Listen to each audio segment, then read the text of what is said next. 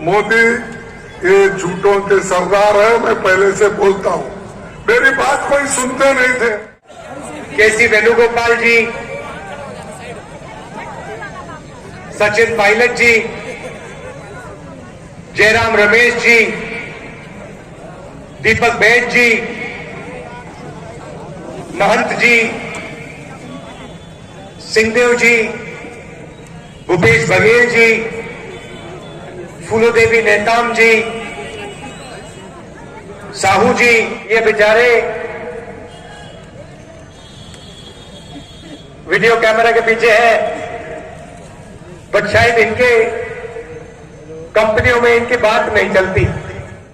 और एक बात मैं कहना चाहता हूं, लास्ट में थोड़ी सी और 1-2 मिनट लूंगा कि छत्तीसगढ़िया के लोगों को एक हौसला आप जरूर रखिए। क्या है? जीतूंगा मैं, ये खुद से वादा करो। जीतूंगा मैं, ये खुद से वादा करो। जितना सोचते हो कोशिश उससे ज्यादा करो। जीतूंगा मैं, ये खुद से वादा करो। जितना सोचते हो कोशिश उससे भी ज्यादा करो। तकदीर भी रूठे पर भी हिम्मत न टूटे। तकदीर भी रूठे पर हिम्मत न टूटे। कभी कभी गुस्सा भी आता है, लेकिन मुझे समझ में नहीं आता, फिर भी चंद लोग मोदी मोदी बोलते हैं। अरे मोदी तो तुमको मार डालना चाहता है। नमस्कार दोस्तों, स्वागत है आपका हमारे न्यू वीडियो में। तो अभी मैं हूँ हमारे अंबिकापुर कला केंद्र ग्राउंड में। यहाँ पर भारत जोड़ो न्याय यात्रा के तहत राहुल गांधी जी आ रहे हैं। उन्हीं का स्वागत के लिए यहाँ पर पूरा सम्मेलन टाइप से हो रहा है। यहाँ पर देखिए कितना भीड़ है, और उसी भीड़ में मैं भी यहाँ शामिल हूँ। आपको दिखाता हूँ क्या क्या हो रहा है यहाँ पे। और यहाँ पर सब लोग देखिए कितना भीड़ है यहाँ पे, जिसको लेकर के भारत जोड़ो न्याय यात्रा आपके बीच। और बात सिर्फ किसानों की नहीं है, आप किसानों की बात कर लीजिए, आप महिलाओं की बात कर लीजिए, आप जवानों की बात कर लीजिए, आप श्रमिकों की बात कर लीजिए। आज समाज का कोई ऐसा तबका नहीं है जिसके साथ गलत नहीं किया जा रहा है। और ये मैं नहीं कह रहा हूं, ये कांग्रेस पार्टी का मंच है, और कांग्रेस पार्टी का एक कार्यकर्ता होने के चलते अनावश्यक हम इस सरकार की आलोचना नहीं कर रहे। सरकारी आंकड़ा कहता है कि देश में 45 साल में आज जितनी बेरोजगारी है, इतनी बेरोजगारी इस देश के इतिहास में कभी नहीं हुआ था। सरकारी आंकड़ा कहता है कि सिर्फ केंद्र सरकार के विभागों में 10 लाख 2 किसान आत्महत्या करते हैं और 2 जवान आत्महत्या करते हैं। इसीलिए किसान का बच्चा होने के नाते मैं सरगुजा के एक एक किसान के बच्चों को कहना चाहता हूं, एक एक जवानों को कहना चाहता हूं, ऐ मेरे दोस्त, आत्महत्या करके अपनी जान नहीं गंवानी है, भूख से तड़प करके नहीं मरना है, मौत को गले नहीं लगाना है। अगर इस देश में मरना है तो अपने हक और अधिकार के लिए लड़ करके मरेंगे। इस बात को याद रखना, इस बात को याद रखना कि ये देश जितना मोदी जी के दोस्त का है उतना ही हमारा भी है। यह देश जितना गृह मंत्री का बेटा जय शाह का है उतना ही इस देश के किसान के बच्चों का भी है, मजदूर के बच्चों का भी है। इस बात को याद रखना कि अगर उनका 14 लाख करोड़ का कर्जा माफ किया जा सकता है तो हमारे किसानों का भी कर्जा माफ करना पड़ेगा। इसीलिए आपको मन से हारने की जरूरत नहीं है। इंडिया गठबंधन जब बना तो एनडीए का पता नहीं था, भाजपा की तरफ से नारा आया, एक अकेला। याद है ना? अरे दिल से दिल को कौन जोड़ेगा, अरे दिल से दिल को कौन जोड़ेगा।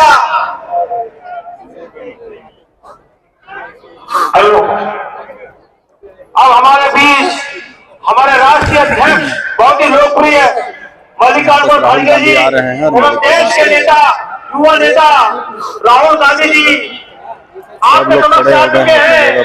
और मैं चाहूंगा समस्त जितने भी है हमारे कार्यकर्ता है, राहुल गांधी जिंदाबाद, राहुल गांधी जिंदाबाद। बहुत जोरदार तरीके से स्वागत है। आपके गांधी जी आपके समक्ष आ चुके हैं। मैं कहता हूँ तालियों के साथ हमारे बीच हमारे राष्ट्रीय जनरल सेक्रेटरी केसी वेणुगोपाल जी भी उपस्थित हो चुके हैं, उनका भी तालियों के साथ स्वागत करें। श्री राहुल गांधी जी,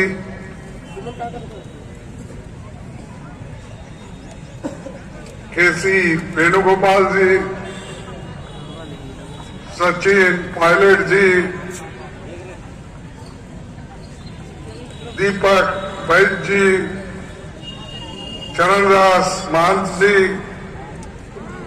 जयराम रमेश जी, भूपेश बघेल जी, टीएस सिंहदेव जी, ताम्रध्वज साहू जी, फूलो देवी, सबको एक दिशा भूल करने के लिए ये काम कर रहा है। तो मोदी ये झूठों के सरदार है, मैं पहले से बोलता हूं। मेरी बात कोई सुनते नहीं थे।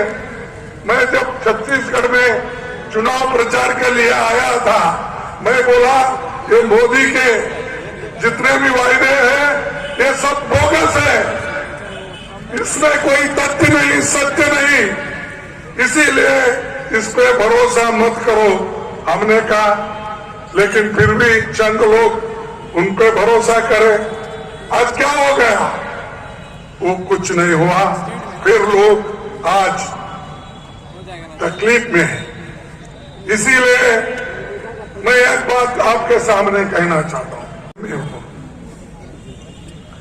और मोदी जी की और एक जादू, पीएम फसल बीमा योजना, ये प्राइवेट इंश्योरेंस कंपनी को इनको दिया, और वो प्राइवेट कंपनी को कितना मुनाफा हुआ? इस 10 साल में 40,000 करोड़ रुपए प्राइवेट कंपनियों को हुआ। ये दावे के साथ हम कहते हैं, ये पार्लियामेंट में हमारे प्रश्न को उत्तर दिया गया है। ये मोदी जी गरीबों को देखते नहीं, किसानों को देखते नहीं, वो सिर्फ अमीरों को देखते हैं और लोगों को कहते हैं कि मैं एक बैकवर्ड हूं, मैं गरीब हूं, मैं चाय बेचने वाला। अरे भाई, आप चाय तो बेचो, कुछ तो बेचो, लेकिन देश को मत बेचो। गरीबों के संपत्ति को मत बेचो, पब्लिक सेक्टर्स को मत बेचो। ये हमारी संपत्ति है, हमारे खून से बनी हुई ये संपत्ति है। नेहरू जी के जमाने में ये पब्लिक सेक्टर हमने लाया, उसको भी हम बेच रहे हैं। और ऊपर हरियाणा, उत्तर प्रदेश के लोग बॉर्डर पे बैठे हैं, वो लड़ रहे हैं, लेकिन एमएसपी बढ़ाने की बात नहीं हुई और एमएसपी गारंटी देने की भी बात नहीं हुई। भाइयों, इस देश पे कर्जा कितना उन्होंने बनाया, आपको इसको मैं बोलूंगा। 214 में इस देश में यूपीए जब सरकार थी, 55 लाख करोड़ रुपए कर्जा था। आज मोदी जी के अच्छे दिन में 185 लाख करोड़ कर्जा है। इसके बावजूद भी मेरे को कभी कभी गुस्सा भी आता है। भाई, जिनके लिए हम काम कर रहे हैं, चाहे वो ओबीसी हो, चाहे वो एसटी हो, चाहे गरीब तबके के लोग, चाहे वो छोटे मोटे व्यापारी हो, उनके लिए हम काम करते हैं। लेकिन मुझे समझ में नहीं आता, फिर भी चंद लोग मोदी मोदी बोलते हैं। अरे मोदी तो तुमको मार डालना चाहता है, तुम्हारे वोट को खरीदना चाहता है, तुम्हारे वोट का अधिकार छीनता। ऐसे आदमी को याद करते हो? इस देश के संविधान में सबको वोटिंग का अधिकार मिला है, वो संविधान के वजह से मिला है। आप याद रखो।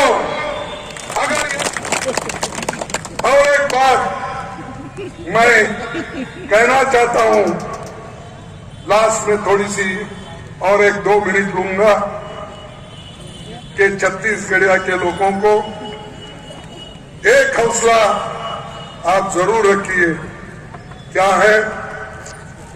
जीतूंगा मैं, ये खुद से वादा करो। जीतूंगा मैं, ये खुद से वादा करो। जितना सोचते हो कोशिश उससे ज्यादा करो। जीतूंगा मैं, ये खुद से वादा करो। जितना सोचते हो कोशिश उससे भी ज्यादा करो। तकदीर भी रूठे पर भी हिम्मत न टूटे। तकदीर भी रूठे पर हिम्मत न टूटे। मजबूत इतना अपना इरादा करो, तभी देश को सब कुछ मिलेगा। जय हिंद। देखो उधर के लोग नहीं बोल रहे, उधर के नहीं बोल रहे, सिर्फ सामने वाले बोल रहे। जय हिंद, जय हिंद, जय कांग्रेस, जय कांग्रेस, जय कांग्रेस। धन्यवाद, सबको नमस्कार। हमारे देश के लोकप्रिय युवा नेता और सबके चहेते राहुल गांधी जी आपके समक्ष आ रहे हैं और अपना उद्बोधन देंगे। तालियों के साथ गड़गड़ाहट के साथ स्वागत होना चाहिए। खारगे जी, केसी वेणुगोपाल जी, सचिन पायलट जी, जयराम रमेश जी, दीपक बैद जी, महंत जी, सिंहदेव जी, भूपेश बघेल जी, फूलोदेवी नेताम जी, साहू जी, ये बेचारे वीडियो कैमरा के पीछे हैं, बट शायद इनके कंपनियों में इनकी बात नहीं चलती, क्योंकि इनके सीनियर जो लोग हैं वो पूरा का पूरा, और मैं जानता हूं कि हमारे जो कार्यकर्ता है, हमारे जो नेता है, अपनी जिंदगी में, अपने काम में इस लाइन का पालन करते हैं। हमारी कोशिश होती है कि हम नफरत ना फैलाएं, हिंसा ना फैलाएं, मोहब्बत, भाईचारा फैलाएं। आप देखो, कांग्रेस पार्टी के किसी भी नेता का, कार्यकर्ता का चेहरा देखो, मुस्कुराता हुआ चेहरा दिखेगा।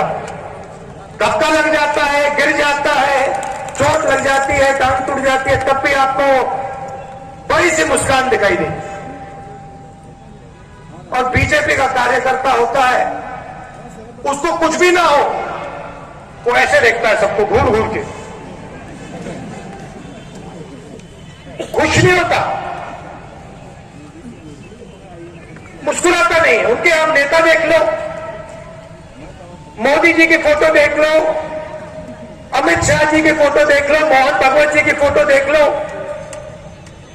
इंटरनेट पे देखो, गूगल सर्च करके, अगर एक मुस्कुराती हुई फोटो दिख जाए मुझे भेज देना, मैं ढूंढ रहा हूं उसे। गुस्से में रहते हैं। जब हमने ये यात्रा पूरी की, पता लगा कि हिंदुस्तान का डीएनए मोहब्बत का डीएनए है। ये नफरत, इसमें नफरत है ही नहीं, इस देश में नफरत है ही नहीं। तो एक सवाल उठा, ये जो बीजेपी के लोग नफरत फैला रहे हैं, हिंसा फैला रहे हैं, लोगों को लड़ा रहे हैं, इसका कारण क्या है? ये हो क्यों रहा है? आपने छत्तीसगढ़ में मोहब्बत की दुकानें खोली, इसके लिए आप सबको दिल से धन्यवाद करता हूं। और जो हमारे कार्यकर्ता हैं, जो हमारे गब्बर शेर छत्तीसगढ़ में घूम रहे हैं, मैं आप सबका दिल से धन्यवाद करता हूं कि आप हमारी विचारधारा के लिए लड़ते हैं। और जो आज मैंने आपको कहा वो आप छत्तीसगढ़ की जनता को बताइए। धन्यवाद। जय हिंद। तो दोस्तों आपने देखा, हम थे हमारे अंबिकापुर के कला केंद्र ग्राउंड में। यहाँ राहुल गांधी जी संबोधित कर रहे थे और जो भी नेता थे उन लोग संबोधित कर रहे थे। तो आप बताइए वीडियो कैसा लगा, और हम आपसे मिलेंगे एक और नए वीडियो में। तब तक के लिए बाय बाय, जय श्री राम।